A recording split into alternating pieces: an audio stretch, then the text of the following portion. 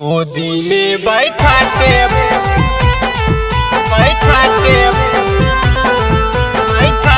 बबुआ रंग दौगे।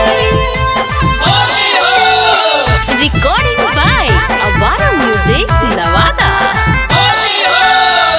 ऐसे तू काहे कहनी छौड़ी बदलिए गेनी, अब की तू कहो ही नहीं डाले देबोगे।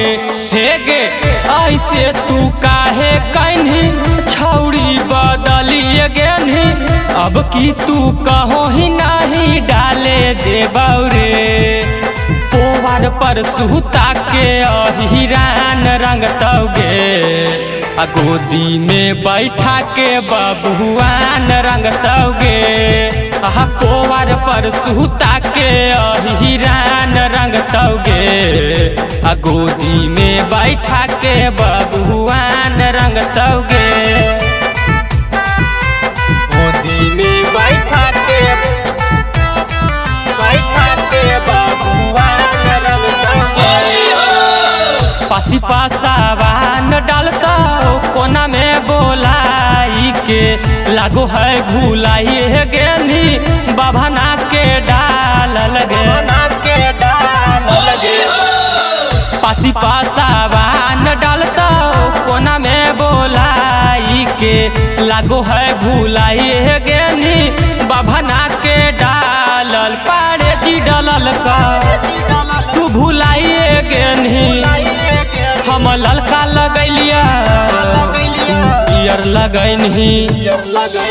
पोवार पर सुता के अहिरान रंग तौगे, आ गोदी में बैठा के बबुआन रंग तौगे।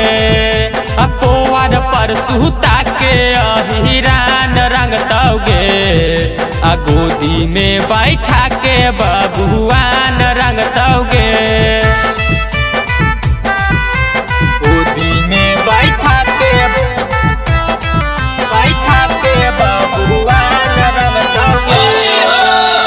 कोहरी कोयरान के तू देह देनी धोखा गे, लाला जी से जाइए के लेनी लगाई गे।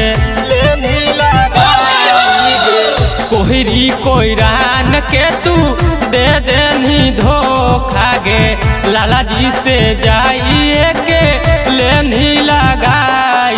अमान बोल्डर उतरंग तो सही हाला कहनी, झूठ बोली